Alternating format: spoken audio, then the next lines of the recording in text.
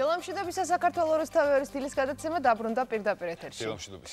მთავარი პრობლემა ზამთარში, როგორ მივხედოთ დაქვეითებულ იმუნიტეტს? იმუნომოდულატორები ბავშვებისათვის თუ მოზრდილებისთვის? ფუტკრის პროდუქტების პრიორიტეტებზე დღეს ჩვენს ეთერში დენტორიუმის აპითერაპევტი ნონა ხარბედია ისაუბრებს. დილამშვიდობის, დიდი მადლობა რომ ხართ ჩვენი სტუმარი ქალბატონ ნონა. ზამთარში იმუნიტეტის პრობლემა განსაკუთრებით მწვავეა, იმიტომ რომ რა არის, მაინც უთხრეთ მაყურებელს რატომ ხდება ეს, რატომ ჩდება ეს პრობლემა?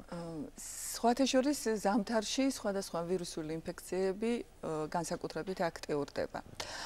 მათ შეუძლიათ ადამიანის მდგომარეობა რამდენიმე საათში ისე გაუარესონ, რომ რამდენიმე კვირით გამოიყვანონ ნადაბიანი მწყობრიდან.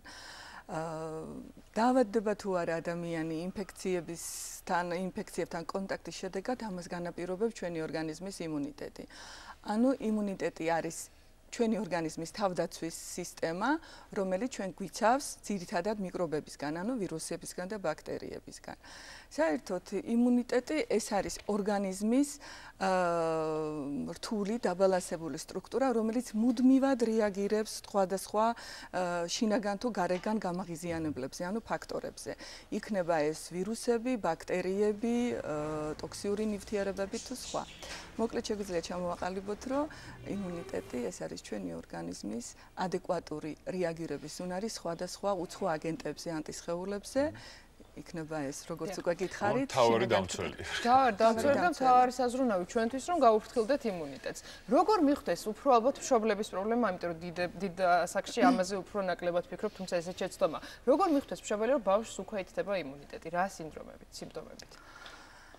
საერთოდ დაქვეითებული იმუნიტეტი ისე ბავშვებში, მაგრამ მოზრდილებში უფრო ხშირია, მაგრამ ბავშვებში როგორ გამოიხატება? გამოიხატება ხშირი და ხანგრძლივი გაციებებით. სურდოთი, სინუსიტებით, ტონზილიტით, ანუ ხშირი ანგინებით, ყურის ანთებებით, ოტიტებით. მოზრდილებში პირველი სიმპტომი საგანგაშო ეს არის ქრონიკული დაღლობის სინდრომი. რაც არ უნდა საოცარი იყოს, ეს არის იმის ნიშანი, რომ ჩვენი იმუნიტეტი დაქვეითებულია. ის შეიძლება ქრონიკული დაღლობის სინდრომი გამოიხატოს თავის ტკივილით, სახსრების დაკუნთების ტკივილით, უდილობით, უხასიათობით, გაღიზიანებადობით და საერთოდ შეიძლება მე თან დაემატოს თქვენ წარმოიდგინეთ ნაწლავური დისბაქტერიოზით შეიძლება იყოს დაქვეითებული იმუნიტეტის სინდრომი ხო ერთ-ერთი და ამ შემთხვევაში გარდა იმისა, რომ თქვათ პრეპარატებით და სხვა საშუალებებით დავეხმაროთ, ანუ თუ ურჩევთ, რომ აი როგორ ცხოვრების წესით ვიცხოვროთ. საერთოდ იმუნიტეტის გაძლიერება საკმაოდ მარტივი წესებით შეიძლება მოვიწესრიგოთ, ანუ გავაძლიეროთ ჩვენი იმუნიტეტი. პირველ რიგში ეს არის ძილი. აუცილებლად დღე-ღამის განმავლობაში მინიმუმ 8 საათი. მინიმუმ 8 საათი უნდა გვეძინოს. სწორი კვება, ანუ ეს არის რამოდენიმე ჯერ, 3 ჯერ, 4 ჯერ. 8 საათი გადაბმულად ალბათ, ხო? ხო, შესაძლებელია, შესაძლებელია, შუადღისას თუ არის მოზრდილებს არა აქვს სამწუხაროდ ამის საშუალება. სწორი კვება ეს არა რომ დილას ყავას დავლებთ და მე გავიქცევით. არამედ სრულფასოვანი საუზმე, სადილი, ვახშამი. შეძლების დაგვარად უნდა მოვახერხოთ და ყველაზე კარგი ეს არის ფიზიკური აქტიურობა. არა აქვს მნიშვნელობა ეს ფეხით ikseirnova იქნება, ხო რასაც მოვახერხებთ რომ ვარჯიშობ დარბაზებში ვიაროთ ფეხით მაქსიმალურად. ვიაროთ ფეხით. ავტობუსების გაზაფხული წყობა კარგი ამინდები და რა ვიცი, ყველაფერი კარგი. გარდა იმისა, რომ ესე შეუწყობთ ხელს, არსებობს იმუნომოდულატორები. საუკეთესო საშუალება იმისთვის, რომ ბავშვისთვის თუ ჩვენთვის იმუნიტეტს მივეხმაროთ ცოტა. აი ეს მარტივი წესების დაცვა არ გვაძლევს სწრაფ ეფექტს, არა და ვირუსები დღეს არის აქტუალური. ამიტომ იმუნომოდულატორები, რა თქმა უნდა. რას ნიშნავს იმუნომოდულატორი? იმუნომოდულატორი ეს იმას ნიშნავს, რომ ეს არის საშუალებები, ძირითადად ეს არის საკვები პროდუქტები, რომელიც გვეხმარება იმუნიტეტის გაძლიერებაში, ანუ ფიზიოლოგიურ დონემდე მიყვანაში, ჩვენი ორგანიზმის თავდაცვის სისტემის გააქტიურებით.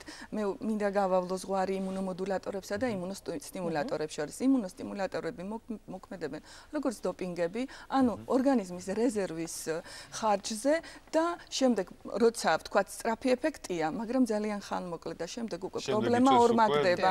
ხო და იმუნომოდულატორი პირიქით დიახ ფიტავს და იმუნომოდულატორი ავსებს ორგანიზმს სხვადასხვა თქვათ მიკროელემენტებით, ვიტამინებით, ანუ ვიტამინები ყველა იმუნომოდულატორები აღონ თუნდა გვახსოვდეს რომ ვიტამინები უნდა იყოს ნატურალური.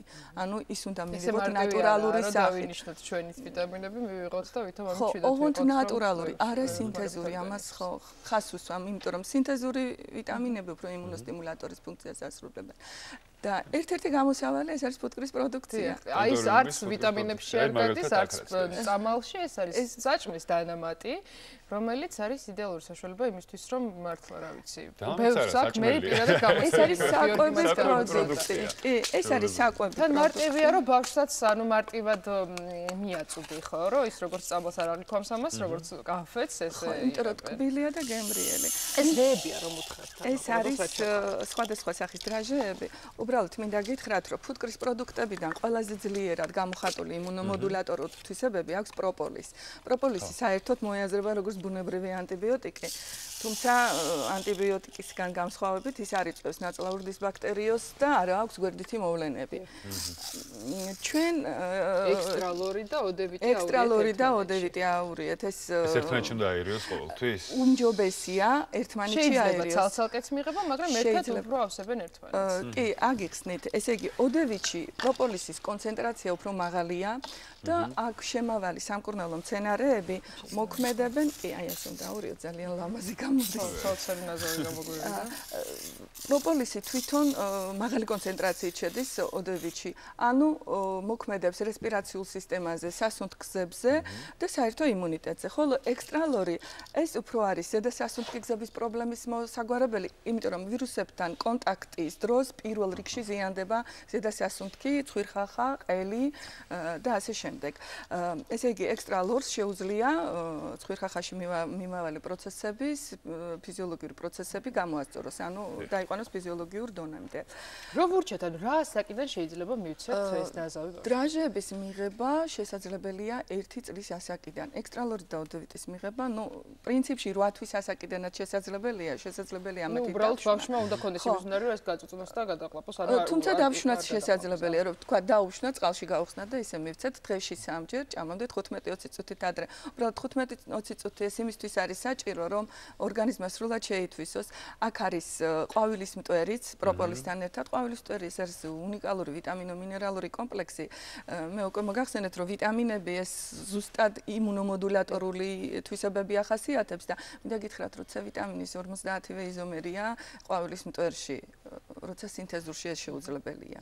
და ადამიანს სჭირდება ზუსტად 50. თქვათ რა ვიღოთ, აი ალერგიული ფონი აქვს, ზოგს ბევრს აქვს, ხა თაფლზე ვთქვათ. თაფლის აუტანლობა არ უნდა გქონდეთ, ფერმენტული აუტანლობა, როცა ადამიანი ვერ ამუშავებს თაფლში შემავალ ნახშირწყლებს, ანუ აქვს ფერმენტული აუტანლობა. ლოგიკურია, რომ ეს არ უნდა მიიღოს. რა თქმა უნდა.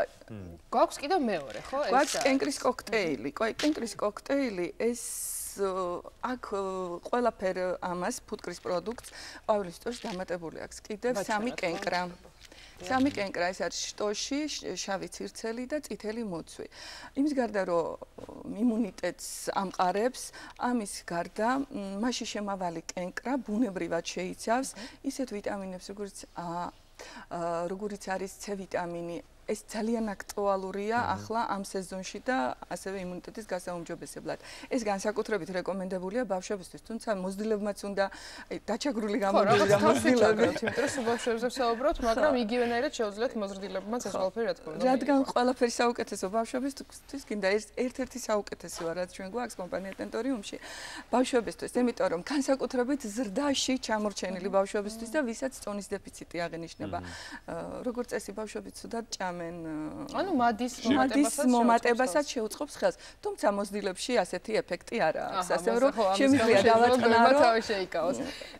ეს ერთად შეგვიძლია თქვა ექსტრალორი ოდევიტი და კენკრის ეს ერთად მივცეთ ბავშვს თუ თქვა რაღაც ჯერ ერთი და მე მეორე თუ როგორ მოვიცეთ. გააჩნია ბავშვის იმუნიტეტი.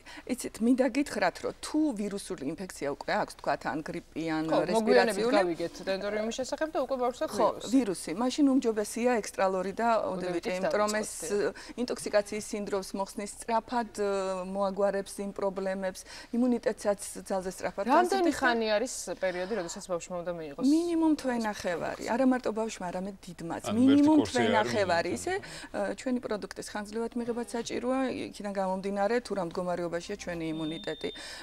ვთქვათ, ჯერ ოდევიტი მივიღოთ ექსტრალორთან ერთად, შემდეგ კი აღდგენითი პროცესები რო დავაჩქაროთ, ამიტომ ძალიან კარგია კენკრის კოქტეილი და ერთი სიტყვით მინდა ვთქვა, რომ იმათვის, ვისაც აქვთ ანთებითი პროცესები თირკმელში და შარცასკესო ორგანოებში ძალიან კარგია. ძალიან გამოჭრილია მათთვის. უღრმესი მადლობა ქალბატონონა, ინტერვიუზე შეგვიძლია მთელი დღე ვისაუბროთ, მაგრამ სხვა დროსაც დავუთმოთ გადაცემაში ამ თემას აუცილებლად ადგილს. ამ ეტაპზე კი ამ პროდუქტს შევთავაზებთ მაყურებელს. მადლობა საუკეთესო სურვილებით, დაგემშვიდობებით რეკლამის დროა. ჩვენ რეკლამის შემდეგ ძალიან მალე დავუბრუნდებით.